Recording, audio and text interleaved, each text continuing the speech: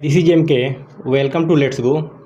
आइए आज देखते हैं सामान्य अध्ययन के श्रृंखला 2 में सामान्य अध्ययन के प्रैक्टिस 2 में महत्वपूर्ण प्रश्नों को देखेंगे। प्रश्न 1 है, सर्वप्रथम किसको दादा साहेब फाल्के पुरस्कार दिया गया। प्रश्न है दोस्तों पहला, सर्वप्रथम किसको दादा साहेब फाल्के पुरस्कार दिया गया। विकल्प ए है धीरेन गुगली, विकल्प बी है राज कपूर, विकल्प सी है दिलीप कुमार, विकल्प डी है देविका रानी रोरिक। बताइए दोस्तों, सर्वप्रथम किसको दादा साहेब फाल्के पुरस्कार प्रदान किया गया। आपका विकल्प सही हो जाएगा D for Denmark. Devika Rani Roerich को सर्वप्रथम फाल्के पुरस्कार दादा साहेब फाल्के पुरस्कार प्रदान किया गया। सिनेमा के क्षेत्र में दोस्तों दादा साहेब फाल्के पुरस्कार के विषय में जानेंगे। सिनेमा के क्षेत्र में उत्कृष्ट योगदान देने वाले व्यक्तियों को दादा साहेब फाल्के पुरस्कार दिया जाता है। यह पुरस्कार सर्वप्रथम किस सन में दिया गया, तो यह पुरस्कार 1900 देखेंगे यहाँ पे, यह पुरस्कार 1969 में। ठीक है दोस्तों, यह पुरस्कार 1969 में देविका रानी रोरी को यह पुरस्कार दिया गया, जबकि पृथ्वीराज कपूर को मरणों उपरांत 1971 में यह पुरस्कार दिया गया। मरने के बाद यानी मरणों उपरांत राज कपूर को 1971 में दादा साहेब फाल्के पुरस्कार दिया गया। और 66वां देखेंगे, 66वां दादा साहेब फाल्के पुरस्कार अमिताभ बच्चन को 2019 में दिया गया। यहीं पे देख लेंगे 66वां 2019 में अमिताभ बच्चन को दिया गया। किसको दोस्तों? अमिताभ बच्चन को दिया गया। 66वां 2019 में अमिताभ बच्चन को दिया गया दादा साहेब फाल्के पुरस्कार। इसी क्रम में प्रश्न नंबर 2 देखेंगे, निम्नलिखित में से किस नृत्य का जोड़ा सही नहीं है। निम्नलिखित में से किस नृत्य का जोड़ा सही नहीं है। विकल्प ए है घूमर राजस्थान, विकल्प बी है गरबा गुजरात, विकल्प सी है छाऊ बिहार, विकल्प डी है मयूर मध्य प्रदेश। बताइए दोस्तों, नृत्यों का यह जोड़ा दिया गया है, कौन सा जोड़ा सही नहीं है। घूमर राजस्थान ये सही है, घूमर राजस्थान का नृत्य है। गरबा गुजरात ये भी सही है, गरबा गुजरात का नृत्य है। छाऊ बिहार ये भी सही है, छाऊ बिहार का नृत्य है। मयूर मध्य प्रदेश ये गलत है आपका। मयूर कहाँ का नृत्य है? उत्तर प्रदेश का है दोस्तों। मयूर उत्तर प्रदेश का नृत्य है। तो आपका यही जोड़ा सही नहीं है। पूछ रहा है कौन सा जोड़ा सही नहीं है, तो आपका विकल्प नंबर डी सही नहीं है। उत्तर प्रदेश का और नृत्य देखेंगे। उत्तर प्रदेश के नृत्य में अल्लाह है। उत्तर प्रदेश के नृत्य में आपका अल्लाह हो जाएगा। कजरी, झूला नृत्य आदि उत्तर प्रदेश के लोक नृत्य हैं दोस्तों। अगला भी प्रश्न देखेंगे। प्रश्न नंबर 3 है, मानव निर्मित उपग्रह विश्व में सर्वप्रथम किस देश ने प्रक्षेपित किया। मानव निर्मित उपग्रह विश्व में सर्वप्रथम किस देश ने प्रक्षेपित किया। विकल्प ए है अमेरिका, विकल्प बी है सोवियत संघ, विकल्प सी है ब्रिटेन, विकल्प डी है जापान। यहाँ पे आपका विकल्प सही हो जाएगा। बताइए दोस्तों, सोवियत संघ ने मानव निर्मित उपग्रह सर्वप्रथम प्रक्षेपित किया। यहाँ पे विस्तृत जानेंगे। सोवियत संघ द्वारा विश्व में प्रथम मानव निर्मित उपग्रह प्रक्षेपित किया गया। इसके बाद अमेरिका ने अपना प्रक्षेपण किया। उसके बाद सोवियत संघ के सहयोग से भारत ने भी अपना प्रथम उपग्रह आर्यभट्ट, भारत का प्रथम उपग्रह मानव निर्मित उपग्रह विश्व में सर्वप्रथम सोवियत संघ ने प्रक्षेपित किया। और इसके बाद अमेरिका ने अपना प्रक्षेपण किया और सोवियत संघ के सहयोग से भारत ने अपना प्रथम उपग्रह आर्यभट्ट 19 मार्च 1975 को 19 मार्च 1975। भारत का प्रथम प्रक्षेपित उपग्रह आर्यभट्ट 19 मार्च 1975 को किया गया सोवियत संघ के सहयोग से। दूसरा प्रक्षेपण देखेंगे भारत का तो 7 जून 1979 को भास्कर प्रथम, 7 जून 1979, 7 जून 1979 को भारत ने दूसरा अपना उपग्रह प्रक्षेपित किया भास्कर। इसका प्रक्षेपित डेट है 7 जून 1979। SEZ का पूरा नाम है, प्रश्न नंबर 4 है SEZ का पूरा नाम है। विकल्प ए है स्पेशल यूरोपीय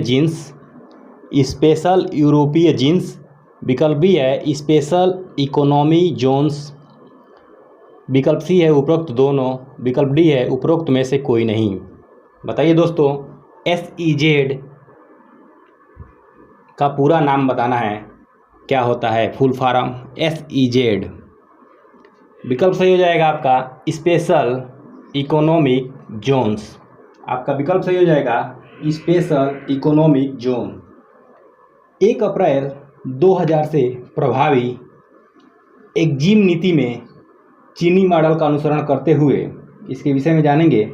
1 अप्रैल 2000 से प्रभावी एक्जिम नीति में चीनी मॉडल का अनुसरण करते हुए विशेष आर्थिक क्षेत्र SEZ योजना लागू की गई। स्पेशल इकोनॉमिक जोन्स योजना लागू की गई, जिसका उद्देश्य हो निर्यात हेतु अंतर्राष्ट्रीय रूप में प्रतिस्पर्धा। इसका जो मुख्य उद्देश्य है अंतर्राष्ट्रीय रूप से प्रतिस्पर्धा, बाधा रहित वातावरण उपलब्ध कराना है। सूरत, चेन्नई, विशाखापट्टनम, कोच्चि, नोएडा आदि प्रमुख विशेष आर्थिक क्षेत्र SEZ के अंतर्गत आते हैं। समझे दोस्तों, SEZ का मुख्य उद्देश्य यही है कि अंतर्राष्ट्रीय रूप से प्रतिस्पर्धा एवं बाधा रहित वातावरण उपलब्ध कराना। ठीक है दोस्तों, अगले प्रश्न देखेंगे। 5वां प्रश्न है 1 घंटे में समयांतर में देशांतरीय दूरी होगी। 1 घंटे में समयांतर में देशांतरीय दूरी होगी 15 डिग्री, 30 डिग्री, 45 डिग्री, 60 डिग्री। बताइए दोस्तों, कौन सा विकल्प सही होगा। 1 घंटे में समयांतर में देशांतरीय दूरी होगी, आपका विकल्प सही हो जाएगा यहाँ पे विकल्प number A 15 degree.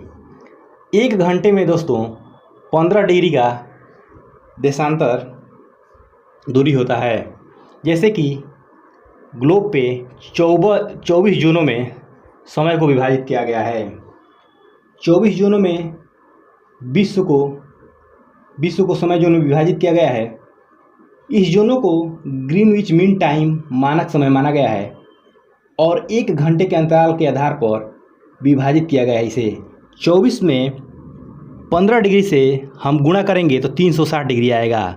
Greenwich यामोत्तर 0 degree देशांतर पर स्थित है।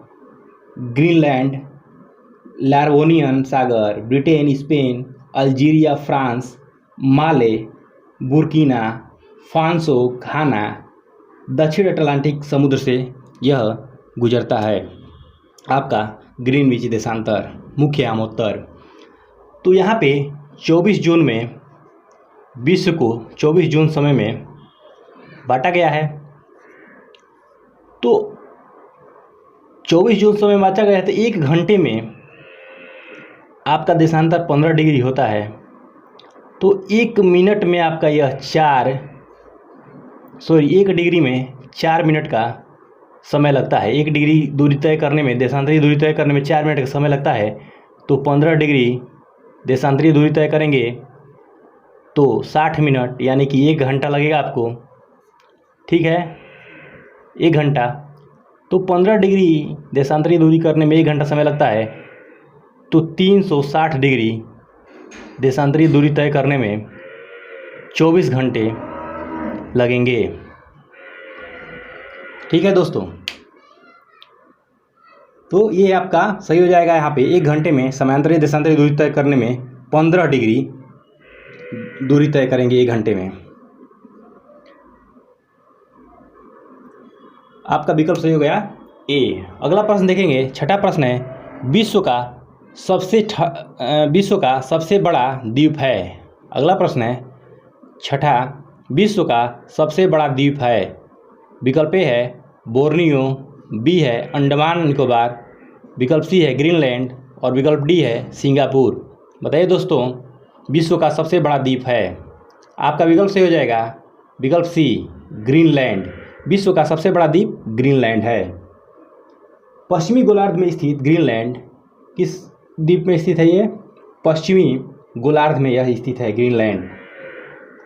विश्व का सबसे बड़ा द्वीप है यह। इसका क्षेत्रफल देखेंगे, इसका कुल क्षेत्रफल दोस्तों 23,10,800 वर्ग किलोमीटर है। ग्रीनलैंड जो आपका द्वीप है, इसका कुल क्षेत्रफल 23,10,800 वर्ग किलोमीटर है। वर्ग किलोमीटर 23,10,800 वर्ग किलोमीटर है इसका क्षेत्रफल। यह द्वीप यूरोपीय देश डेनमार्क का स्वामित्व है। जो यह द्वीप है यह यूरोपीय देश डेनमार्क का स्वामित्व है। यह उत्तरी अटलांटिक महासागर में स्थित है। यह उत्तरी अटलांटिक महासागर में स्थित है। विश्व के सबसे बड़े द्वीप क्रमशः घटते क्रम में देखेंगे, बड़े से छोटे क्रम में, तो आपका ग्रीनलैंड है,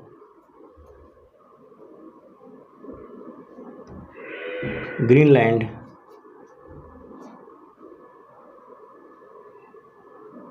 पहले पे ग्रीनलैंड के बाद न्यूगिन है,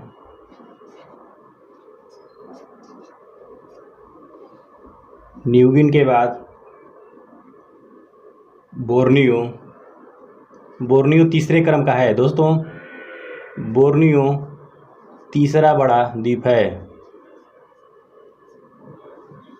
बोर्नियो, बोर्नियो के बाद मेडागास्कर, मेडागास्कर चौथा बड़ा द्वीप है। मेडागास्कर,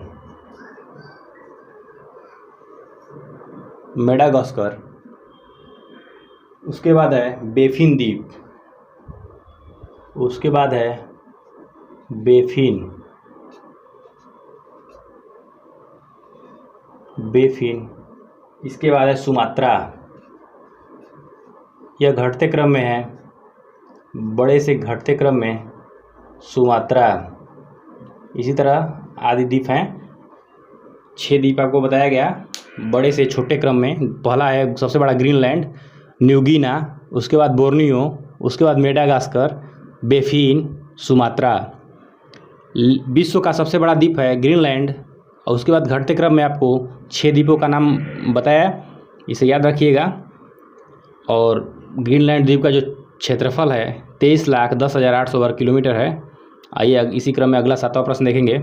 7वां प्रश्न है, सिविल सेवा किसके शासनकाल में प्रारंभ की गई थी?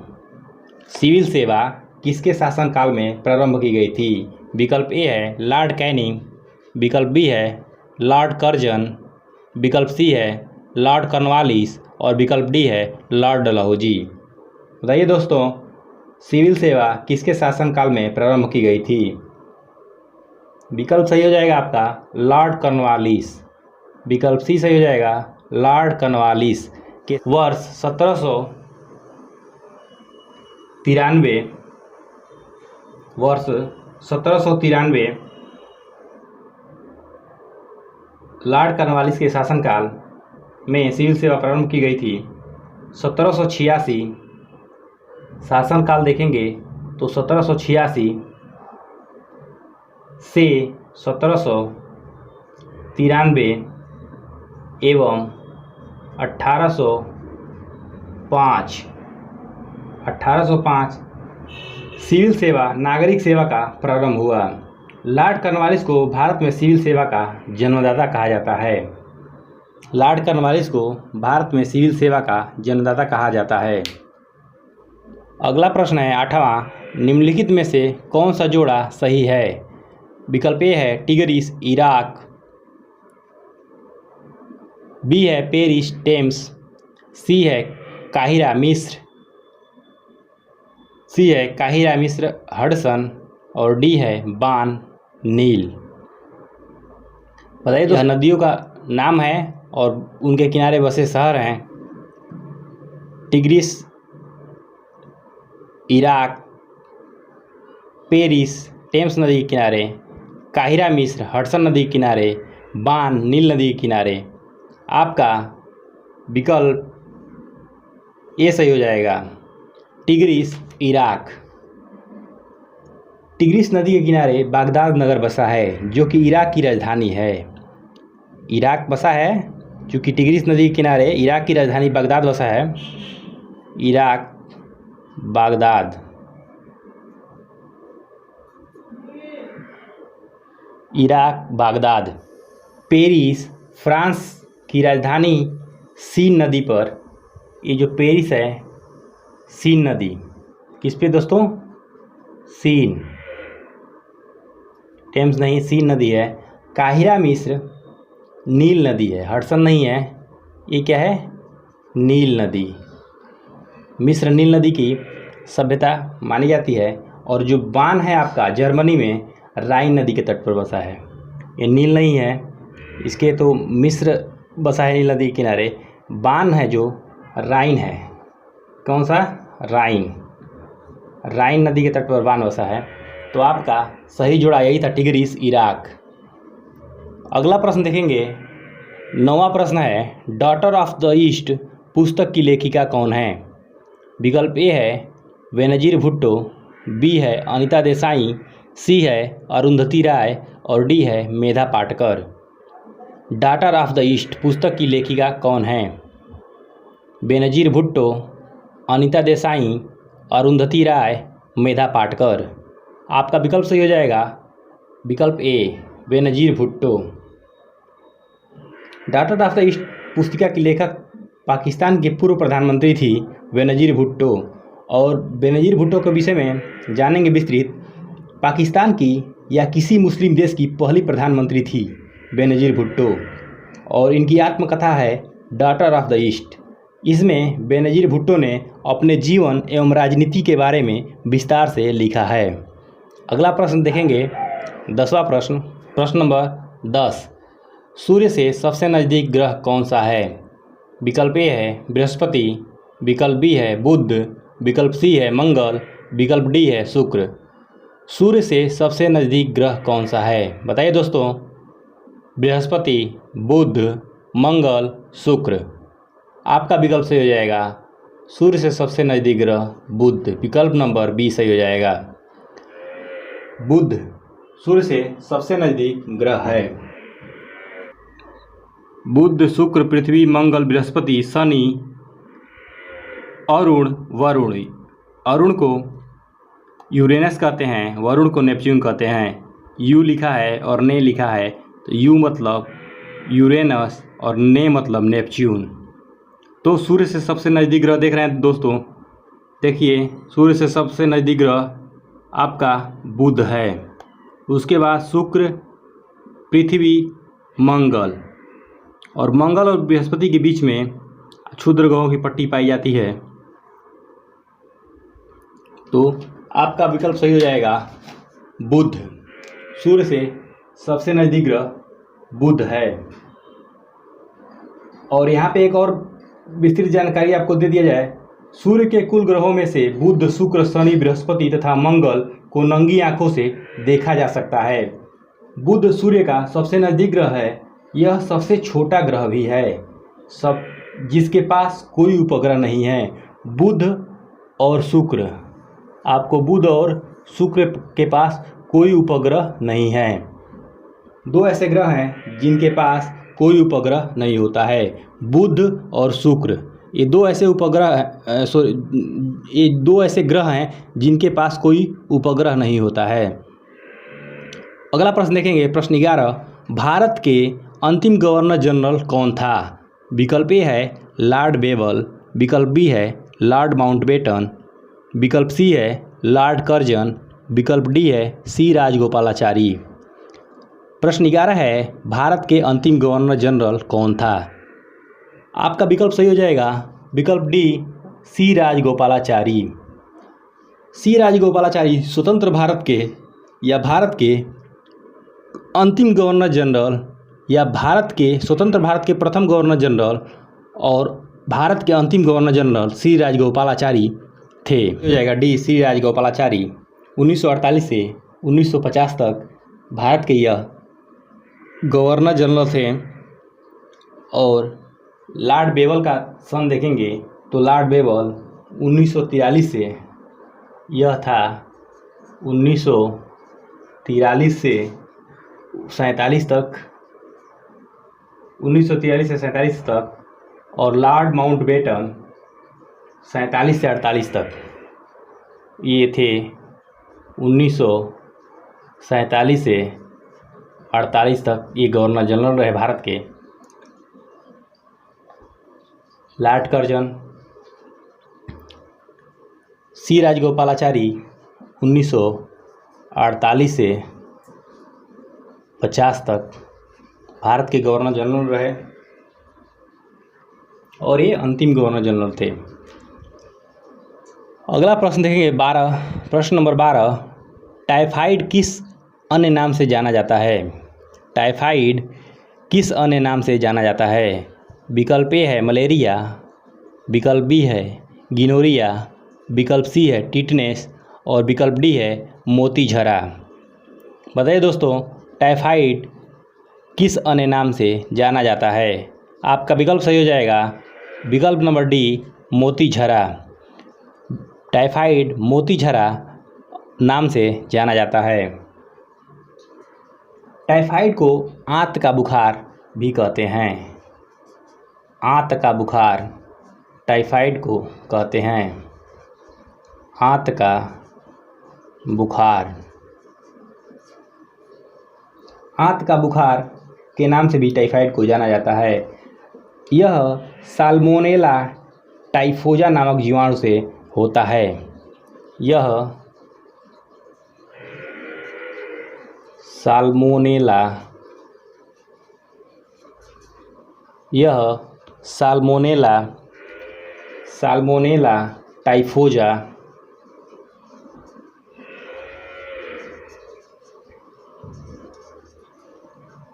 टाइफोजा नामक जीवाणु से होता है। इसमें रोग की उद्भव अवधि 5 दिन से लेकर 20 दिन तक होती है। टाइफाइड में 5 से 20 दिन उद्भव अवधि होती है। 5 से 20 दिन तक टाइफाइड की उद्भव अवधि होती है। यह रोग पानी की गंदगी से फैलता है। जो यह रोग है पानी की